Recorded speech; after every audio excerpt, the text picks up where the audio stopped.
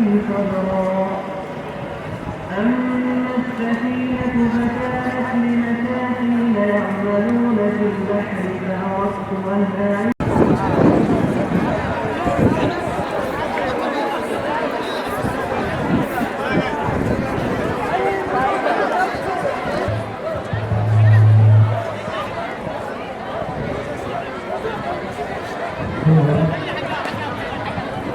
أعيبها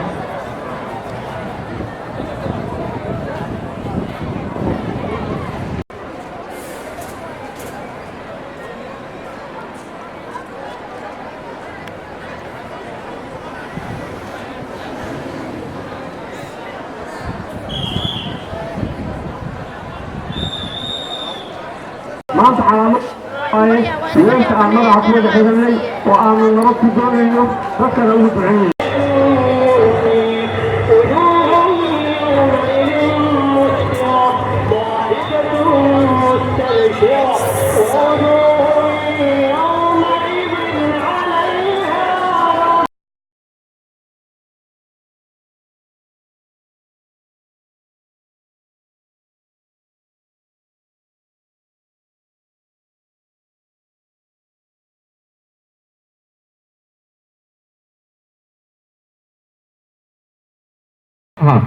انت سواب ابوشي انت العكوب حسي انت قرحي كوي صادري كل برمعونين واي وحالان لهي بكا سوماليات حلقة فائدة يسودي واتمي دحضي أفرت منك أكتوبر يومد سوماليات ميدايسي يقول حلولا فائدة يسود دمان تينا عنو ساقنو إنا شباب بابينو إنا داعش بابينو إنا نبدقلين يرسوغنو إنا بادحنا إنا قرن جتن قبل كقرب استاقنو إنا دولي مدى إنا إلاشنو إنا دين تاينا دوصنو وحاجة عدائنا داعو الوضنها هو شعب كذا ميلي دين تشغكو مالي هو مقعس الدين تكون ميلي كذابين واي وهذا الظالمين لعنة إليك إليهن نار إليهن الدين إليه مالي آخر مالي كوا جرمو ومتك لعكت السيناية حد هيك حوض الوغيرة تواترك له ولي كنت أجاري هذا دارو إلي عضوين دكيهن عندي شباب العكوب عيسى وعضو صومالية وعضو سلام وعضو مسلمين عندي طويل كان ودرت وعضو عندي قف مينا دقاي سارت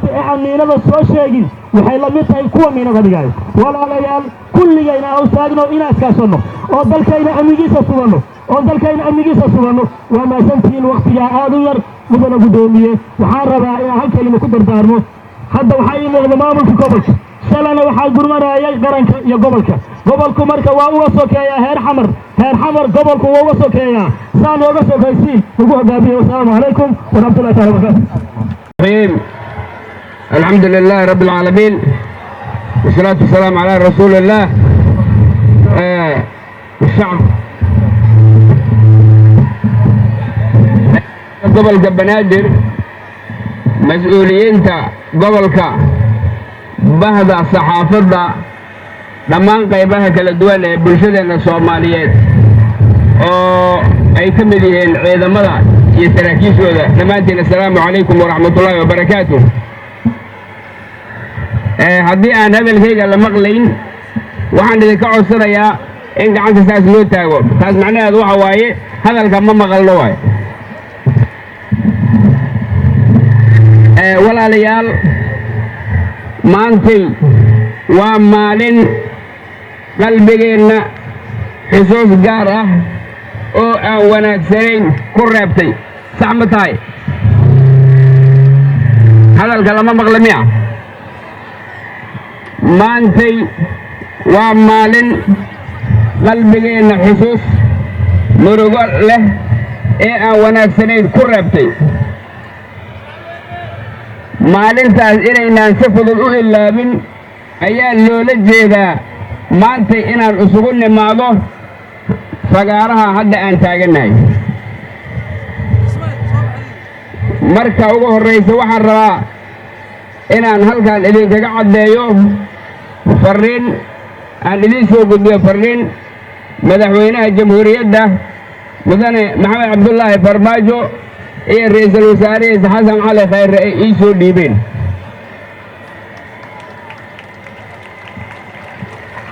fariintaas madaxweynaha iyo ra'iisul wasaaruhu ay ii soo dhiibeen waxay tahay naga gaarsii shacabka gobolka banaadir ee samirka badan ee dulqaadka badan inay ku habboonayd maantay inaan kala soo qayb galno munaasabadda taariikhiga ah oo ka turjumta dadkaani ma ilaabo cidda waxyeesha. farriintaas waxay xambaarsan tahay maadaama ay tahay xilli qorrax kulayl ah meeshu ay tahay waddo laami ah haddaan dhammaanteen kala qayb qaadanno dhibaato qorrax waa rafaadayaane aan koobno cidda nooga qaybgelaysa isla markaas farriintayna gaarsiin karta. intaas ayay isoo fareen waad maqlaysiinaan filayaa.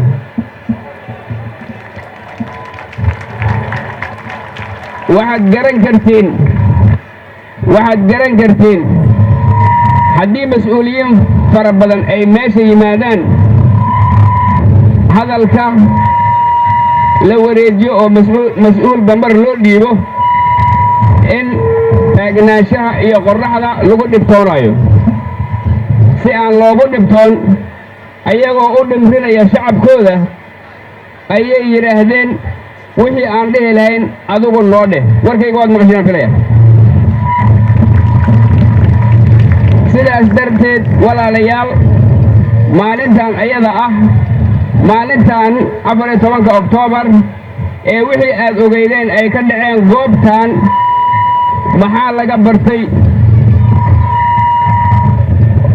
waxa laga bartay inaan isku duubmi karno, waxaa laga bartay inaan adkaan karno, waxaa laga bartay in cadowgeenna aan u midowno, waxaa laga bartay cadow aad u weyn aad iyo aad cadow u weyn oo gudaheenna ku dhuumaalaysanaya inuu jiro ayaa laga bartay. haddaba darsigaas aan cadowgeenna ka barannay ee foosha xun ayadoo lagu dul shaqaynaayo ayaa waxaa la sameeyey madaxweynaha Soomaaliya iyo ra'iisul wasaaraha Soomaaliya ayagoo bulshaweynta Soomaaliyeed hor kacaya ayay bukaankii ku daaqeen dhiiggooda sida aad halkaas ka arkaysid.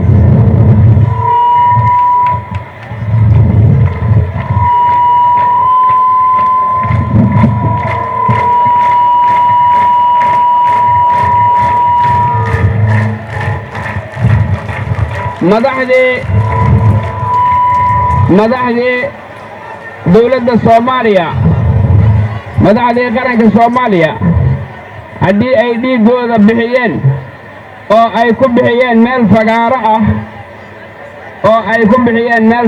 ah taasi waxay ka dhigan tahay shacabka Soomaaliyeed oo faraha badanow walaalihiinna dhibanayaasha ah dhiiggiina siiya saasaa loola jeedaa. walaalayaal waxaa kaloo laga bartay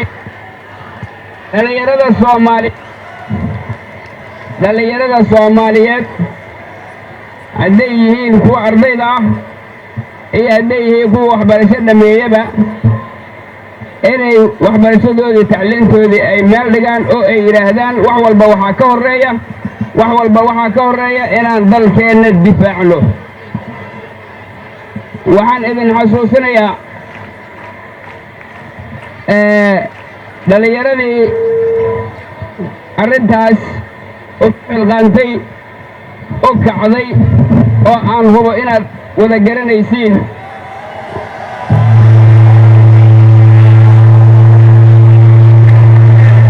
dhallinyaradii Soomaaliyeed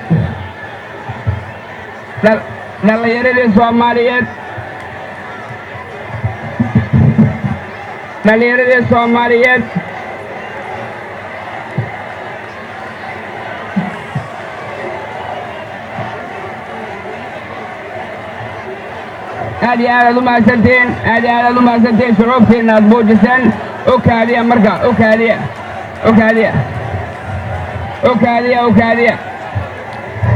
aad u mahadsantiin dhallinyaradii Soomaaliyeed markay xiriireen madaxda dawladda waxay yidhaahdeen xaggee sal u ah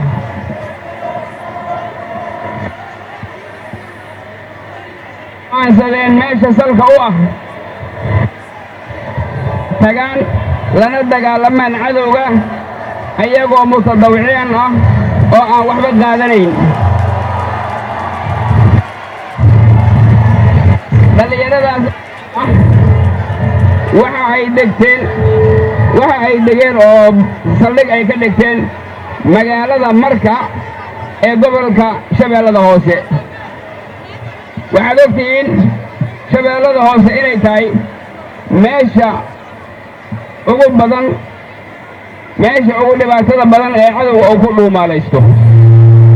haddaba walaalayaal, dhallinyaradii ka soo baxday maalintaas wixii dhacay, dhallinyaradii ka dhiidhisay maalintaas waxa ay joogaan magaalada Marka ayagoo xambaartay mas'uuliyadda amniga iyo difaaca deegaankaas. haddaba walaalayaal, gabdhaha gadaasheeda taagan ayaan maxamed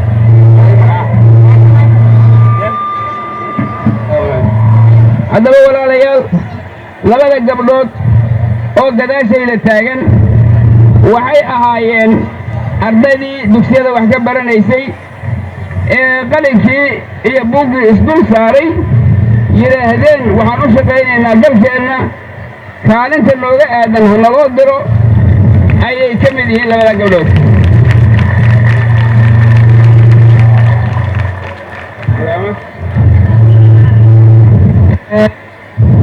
labadaa gabdhood waa Ayaan Maxamed oo gabadhaan ah iyo Deeqa Maxamuud Jamaal oo gabadhaan ah. gabdhahan waa u jeediyey waa ciidanka booliska Soomaaliyeed, ciidanka booliska kuwa howlgallada gaarka ah.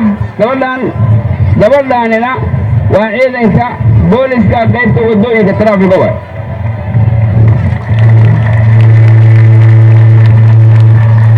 waad u jeediin waxay ka turjumaysaa dareenka Soomaaliya ay ku abuurtay dhacdadaasi iyo dhallinyarada Soomaaliyeed go'aanka ay ka qaadatay ayay ka turjumaysaa. waxaa laga bartay marka dhacdadaas, waxaa laga bartay dhallinyaradii oo ciidamadii qoranaya oo mutadawiciin ah oo aan dhahayn mushaarkeenna aaway aan dhahayn. waxaa kaloo laga bartay culimmada Soomaaliyeed iyo dadka samafalayaasha Soomaaliya ayagoo kaashanaya dawladdooda inay u ururiyaan taakulayn dhaqaale dhibanayaashii wax ka soo gaareen 14 Oktoobar 2017. waxaa laga bartay oo kale in loo baahan yahay bangi dhiigga lagu diyaariyo lagu kaydiyo in loo baahan yahay ayaa laga bartay.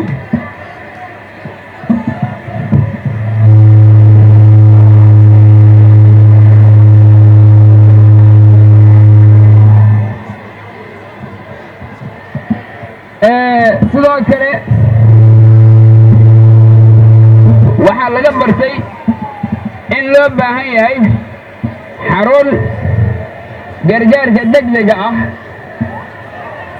ee dabdamiska iyo ambalansooyinka oo diyaar ah saacad kasta in loo baahan yahay oo ay ku jiraan gaadiidkii iyo shaqaalihii gargaarka degdega ahaa. waxaan idin xasuusinayaa iyadoo laga ambaqaadayo talooyinka iyo tusaalooyinka madaxweynaha Soomaaliya, ra'iisul wasaaraha Soomaaliya wuxuu shalay dhagax dhigay 2 goobood oo midna uu yahay gargaarka degdega xaruntiisa, midna uu yahay bangiga dhiigga. labadaas xarumood ayuu ra'iisul wasaaruhu shalay dhagax dhigay. waxa kale oo diyaar loo yahay oo madaxda Soomaaliyeed ay u diyaar u yihiin anigana la isoo faray inaan idin soo gaarsiiyo in dowladda Soomaaliya ay halkeedii ka sii wado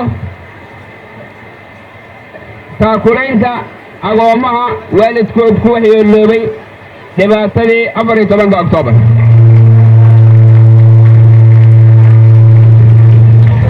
sida aad la socotaan maalintaas waxaa loo saaray guddi aqoon-yahano iyo culamaa udiin ah oo taakulayn gudaha iyo dibadda uga ururiya dadkaas dhibanayaasha ah oo aad iyo aad arrintaas isu xil saaray meel fiicanna wax soo dhigay sida uu sheegaya sheekhi hadalka noogu furay. sidaa darteed walaalayaal maantay halkudhigeennu wuxuu yahay ma ilmayno ee waan aarsannaa.